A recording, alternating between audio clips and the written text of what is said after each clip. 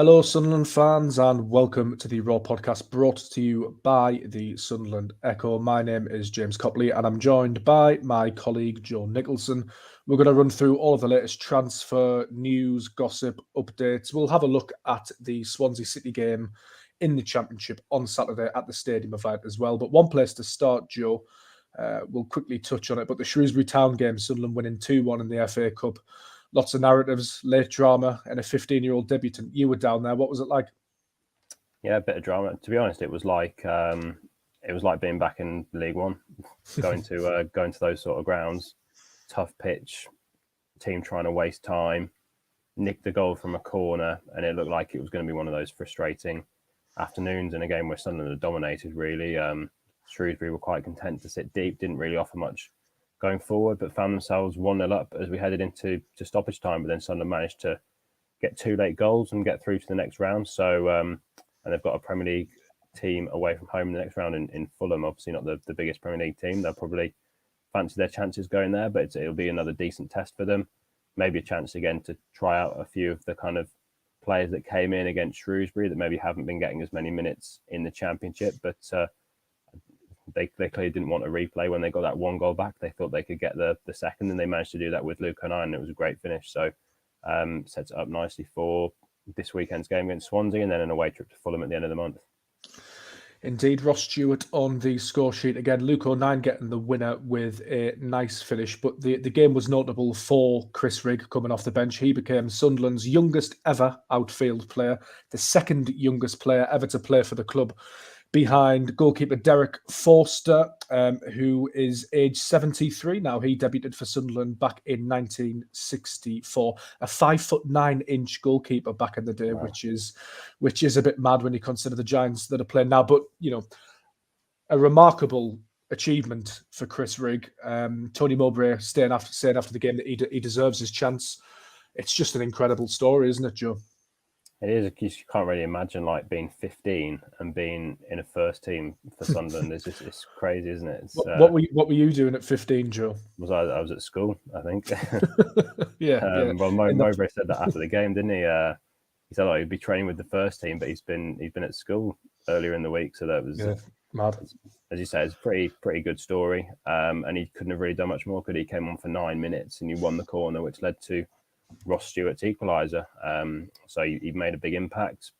The senior players that we spoke to after the game, Nicholson and Bailey Wright, were very complimentary of him. Clearly, he's technically a very good player. You have to say he obviously doesn't look 15. You've got to kind of have a bit more of a kind of stature and a presence about you if you're going to make an impact in the first team level.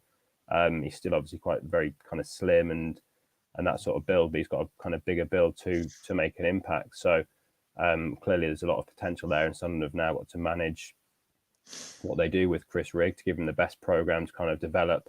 We were at the 21s game the other day and watched him play there. He got about an hour against a strong Middlesbrough side. Spoke to the under-21s boss Graham Murty after the game, and he was kind of explaining how he's going to probably train with the under-21s now, get a bit more exposure at kind of that level, because he's still obviously only 15 and would naturally be playing at an even lower age group. But the fact that he's already making an impact at first team level, he's going to train with the 21s. Occasionally might step up and train with the first team like he did before the Shrewsbury game if the first team need him, if they do have a lot of injuries as they've had in recent weeks, and they'll just try and develop it that way. So it's getting the balance right with his kind of physical development, with his education as well. Murty was saying how obviously he would normally be at school, but they're going to put a program in place, or they have program in place at the Academy of Light to kind of keep up that side as well. So it's obviously a very exciting prospect, one that has attracted interest as well from, we understand, Premier League clubs that will be looking at the situation. So Sunderland have got to make sure that they can put the best package together for him and do what is right for his development so that he can stay and develop, because, as you say, he's still a very, very young age.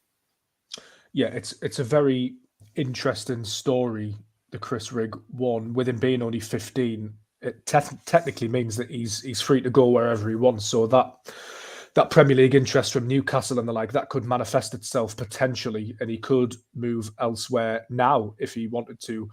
Sunderland would be compensated via a tribunal. He can't sign a contract until he is 16. which is actually quite a way off, really, when you consider just how young he is. His birthday is the 18th of June, born in 2007. We know there's interest from Newcastle, who have a lot of money. I've heard the likes of Manchester United and whatnot, Liverpool, Arsenal, possibly even the likes of Leeds, and all of the Premier League big boys will be interested in because it's a big story. But what you mentioned there, Joe, what Sunderland can offer him is that pathway to the first team, which might not necessarily be there at a Premier League club. Sunderland are well thought of in the footballing world in terms of developing youngsters now. That's another huge tick in the box. We do know that Chris Rigg comes from a sort of mixed family in terms of Sunderland Newcastle allegiances. I understand his dad's a big Newcastle fan, so there's always that sort of possibility and draw. But if Sunderland continue to do a good job, they've got the structure in place at the academy now, a pathway to the first team, good senior pros like Luke O'Nien, Danny Bart, Alex Pritchard looking after him, and a great motivator and sort of fatherly head coach like Tony Mowbray. You're hopeful, Joe, that Sunderland could keep hold of Chris Rigg long term, although there is interest elsewhere. Yeah, well, they're the sort of factors that are going to come into play, aren't they? He's got to look at the situation, and if he went to a Premier League club, would he necessarily be getting the kind of first team experiences that he would be and training in that environment? Obviously, at Sunderland now, as we've said before, he's going to be training with the 21s and then have that chance to step up to the first team, so above his age group at the minute. So, as I said before, Sunderland have got to put the right package in place to make that the best route for his development. And he's got to look at the situation and think, what is the best route for my development now? Is it at Sunderland, where they've kind of, in the last few years, got a reputation of giving younger players a chance, giving them a pathway to the first team? Or would there be a chance elsewhere, wherever that may be in the Premier League or another club? So they're the sort of factors that I'll be weighing up, and Sunderland will obviously hope that they can put the best package together to help him stay at the on one side. Yeah, hugely exciting player, and once again, congratulations to him and his family on making history. It's absolutely crazy to think about, and it is a monumental achievement. It is January, Joe, so transfers high on the agenda as always. Plenty of content over at the Sunderland Echo website. One place to start: strikers. Sunderland need one. They've only got one in Ross Stewart, although he is rather a good striker. And I say Sunderland only need one. They could probably do with a couple. You'd hope one on a permanent, one on loan maybe. There's been various names banded about. Where do you think Sunderland are at, and what do you think we can expect? Yeah, I think they need two. I think, as we've said in previous podcasts, with Ellis Sims going back to Everton, I think we already thought they needed one with Stewart and Sims. We saw earlier in the season when they were both injured, they left them short up front. So I think now that Sims has gone back to Everton, they need two more strikers. From what we've heard, that one could be a loan and one could be a permanent. Remember, Tony Mowbray said after the Blackpool game on New Year's Day, felt a few were close. Nothing's obviously happened since then. We think that they're maybe looking at one permanent deal for a younger player that could happen in this window, someone that could then develop into kind of more of a first team striker. And then potentially the second one is on loan. That could even be Ellis Sims coming back at the end of the month. Mowbray said that they can't really wait until the end of the month to see what the situation is, because Everton may want to keep him. But if it does get to the final week of the window and Sunderland do still need a striker, maybe Everton have signed a striker, then perhaps Sims could come back. But Sunderland won't want to kind of rely on that. They'll want to try and get someone in before then. So I think they definitely need two strikers. And then the other position is the holding midfielder. So I think they need three, assuming no one goes out and would need replacing. Yeah, I think the Sims one's really interesting now because he's played for Everton a couple of times, which means he can only re-sign for Sunderland, doesn't it? Yeah. And there's various noises, as there always is with Premier League clubs, about Everton possibly strengthening in January if the right player becomes available. And if they do sign a striker, then you wonder, is Ellis Sims going to play at all? He's barely playing anyway. He's only getting 5 minutes off the bench. I'm convinced that deal makes sense towards the back end of the window, and I'm pretty at the moment. I think that could be a real strong possibility that Ellis Sims comes back to Sunderland, but that's assuming Everton act with common sense, which I don't think they're having this whole process and continue not to do so as a football club in general. I think any Evertonian would tell you that the decisions made at that club at the moment are a bit puzzling, and Ella Sims is sort of a microcosm of that. So logic and common sense would dictate that Ella Sims would probably return to the Stadium of Light. It would make sense. But, the decision makers at Everton, I'm not really sure what's going on there. So want to watch Jay Matete, Joe, heading out on loan to Plymouth, a good move for him. Mowbray mentioned it in his press conference earlier that they are a team that play in a similar way to Sunderland. Yeah, I think it's a good move for him. I think I'm a bit surprised that he's not played a little bit more this season, considering Sunderland's lack of options in kind of that holding midfield role. But I still think we're in a position where we're not really sure what Jay Matete's best position is. And Alex Neil kind of mentioned this at the start of the year. Is he a holding midfielder? Is he a box-to-box midfielder? What sort of player is he? So I think for him to go out on loan to Plymouth, a side that are at the top of League One, performing very well, that'll be good for him.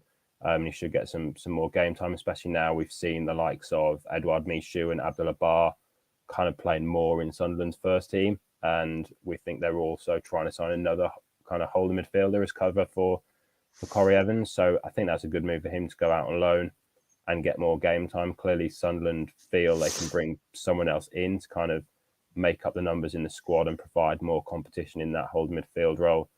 I think there's still potential that some other players could go out on loan, although Mowbray has said that no one's going to be allowed to leave unless they feel there is cover there. So someone like Try Hume, for example, maybe a couple of weeks ago, we could have thought he may go out on loan, but he's come into the first team and been playing so well. And I'd be very surprised if that happens. So only if they feel there is cover kind of in the squad, I think will Sunderland kind of sanction another loan like the Matete one. But I think that's a good move for him.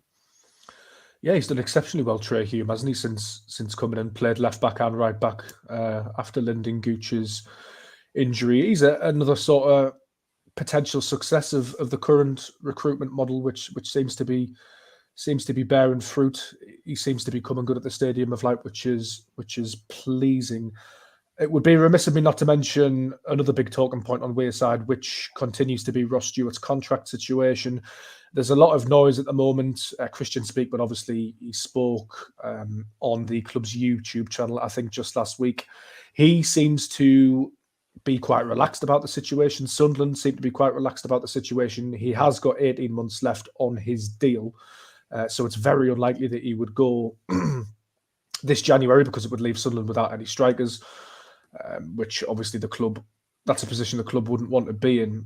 So it's one of those, isn't it, Joe? It's sort of the situation's juxtaposed, because everyone would like to see Ross Stewart sign a new contract at Sunderland, myself included, because he's such a talented player. So there's that sort of worry, but there's also a sort of calmness in a sense that he has got such a long time left to run on his contract.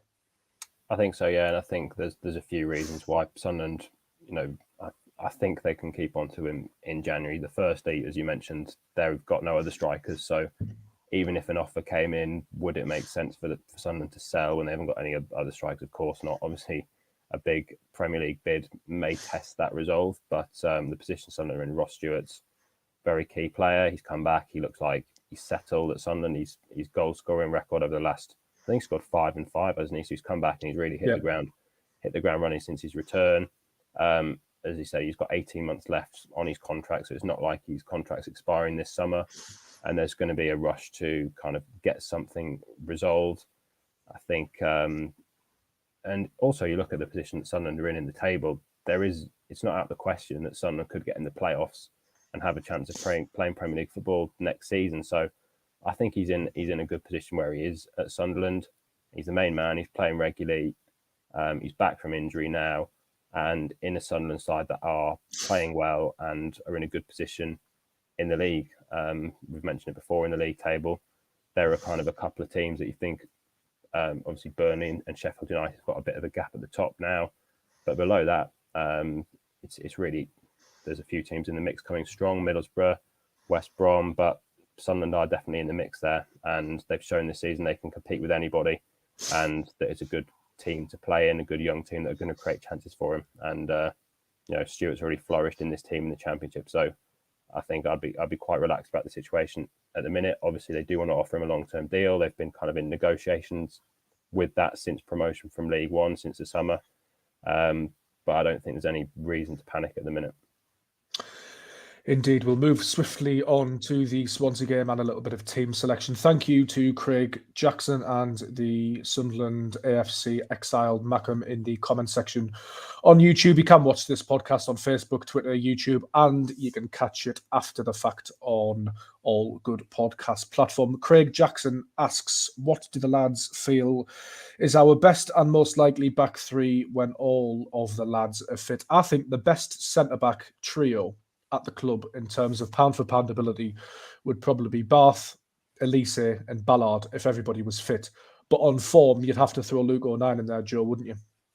Yeah, we've had this question last week, didn't we? And it's a good question and a good debate to have. Tony Mowbray spoke to the media earlier today, said that Sirkin and Elise are still out in terms of defenders. Pritchard as well, still out as well as a more attacking player. But in the defence, O'Nien's been excellent the last few weeks coming in there. He can also play left back. He can also play right back, which kind of gives Sunderland that versatility of also switching formations within games. So, for example, O'Nien kind of started as a fullback against Shrewsbury, but then it was quite fluid that he could kind of drop into make a third centre back.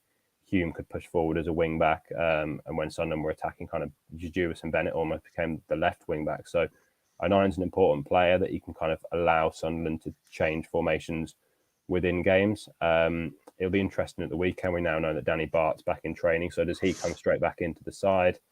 Dan Ballard's obviously played very well since he came back in, but you do feel that does he need a rest after being out for so long? I'm not sure he would have played at Shrewsbury if Sunderland had other options available, just because he's kind of played now. I think he's played about 3 or 4 games in a row after quite a bad injury. I think ideally maybe Sunderland would have wanted to take him out. So could he come out and Bart come in?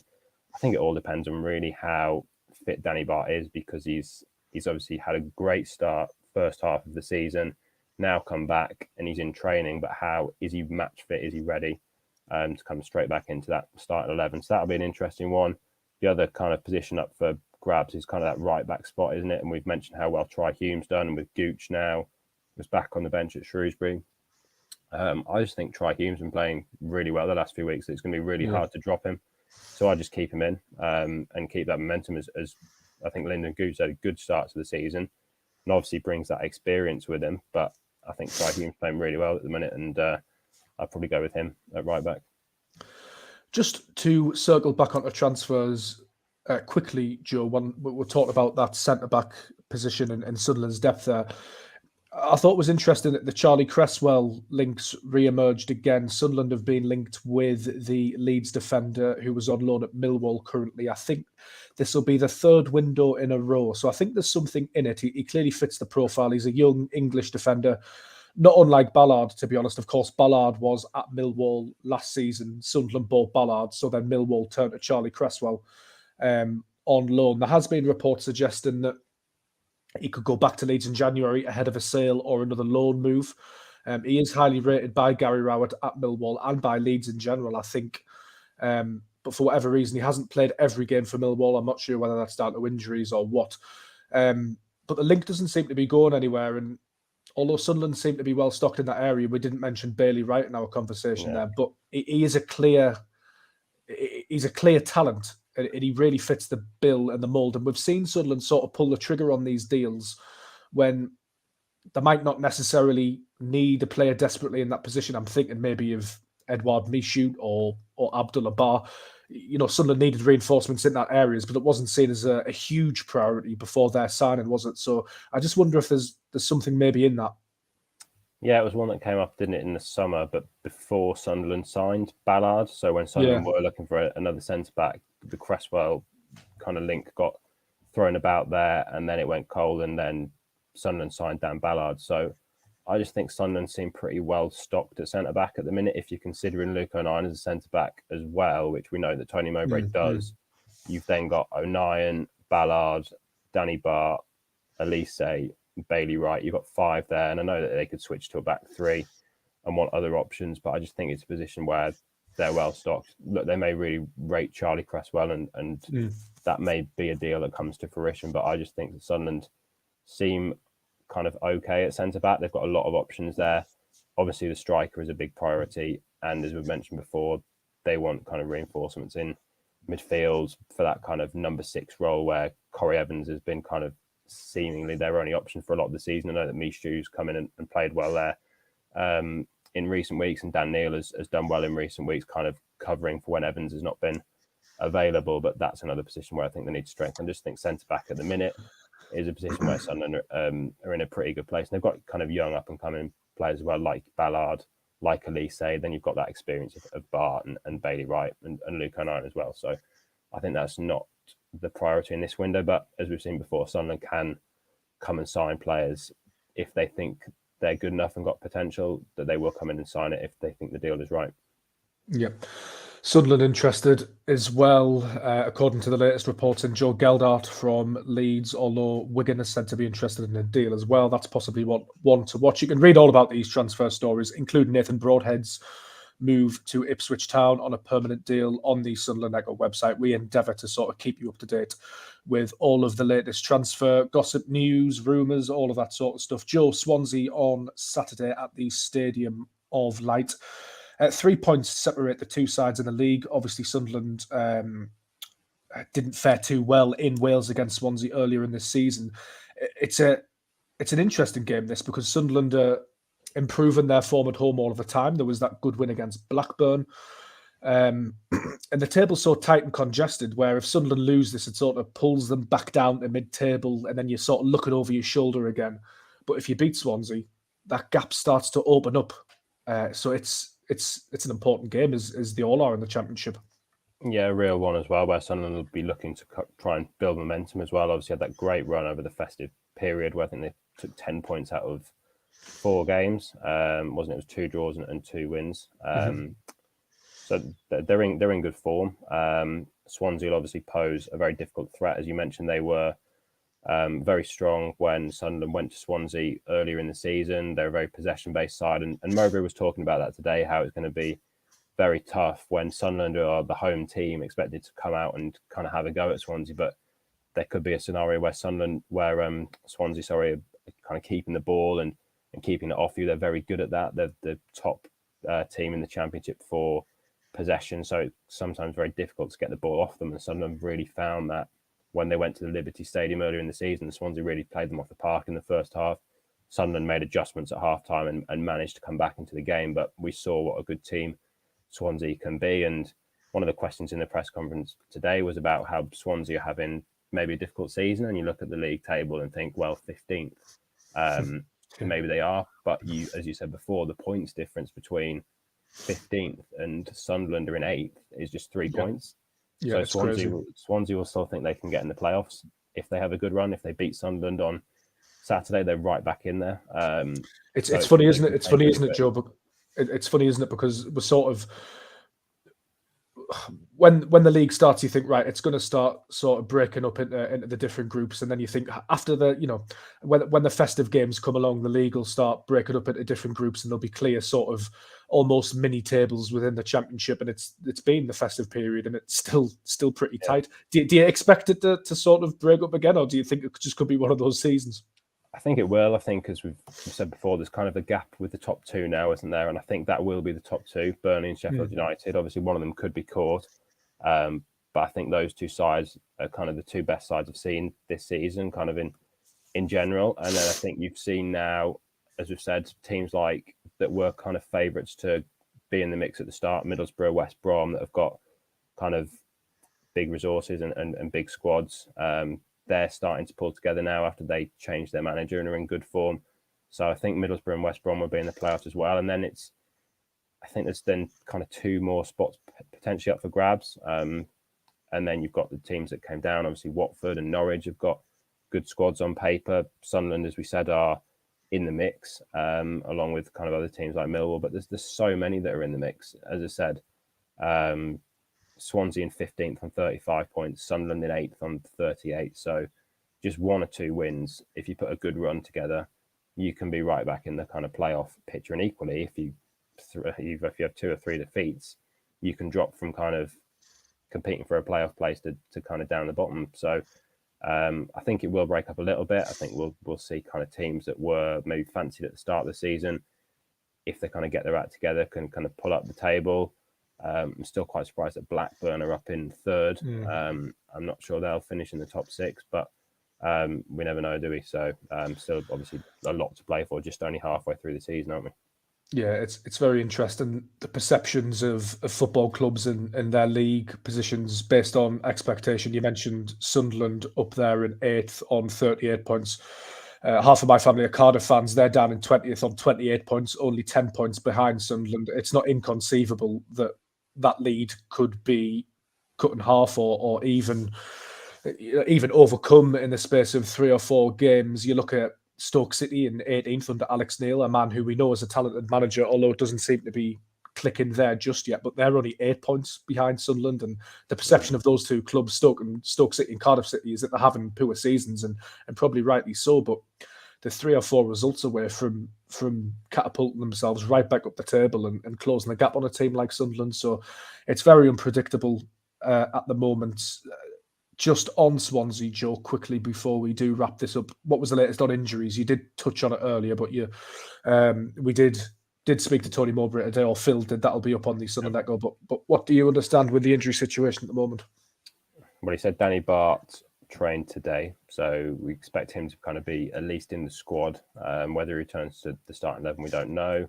Obviously, Lyndon Gooch was back on the bench against Shrewsbury, so he'll be back in the squad. And then it's kind of, who does he start at right back? Does he stick with Tri-Hume or does he go with Gooch? So they're the players that are back.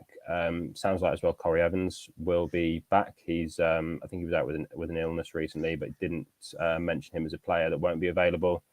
The players that still unavailable: Adji Alisi, Dennis Sirkin, Alex Pritchard, and obviously Elliot Embleton out with that long-term issue. So still a couple of injury issues there, but I think the injury situation is starting to look better than certainly what it was at Blackpool, when there was a mixture of injuries and illness, and Sunderland were pretty thin there. But certainly with Danny Bart coming back, that'll be a big boost, and with Gooch then coming back, providing that competition at right back. So certainly better than it was a few weeks ago, I think.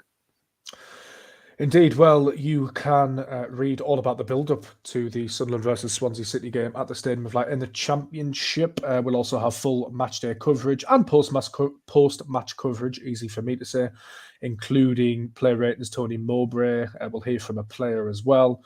All the analysis. Once again, Joe, thank you for joining me. This has been another episode of the Raw Podcast, brought to you by the Sunderland Echo. Until next time, thank you very much for listening.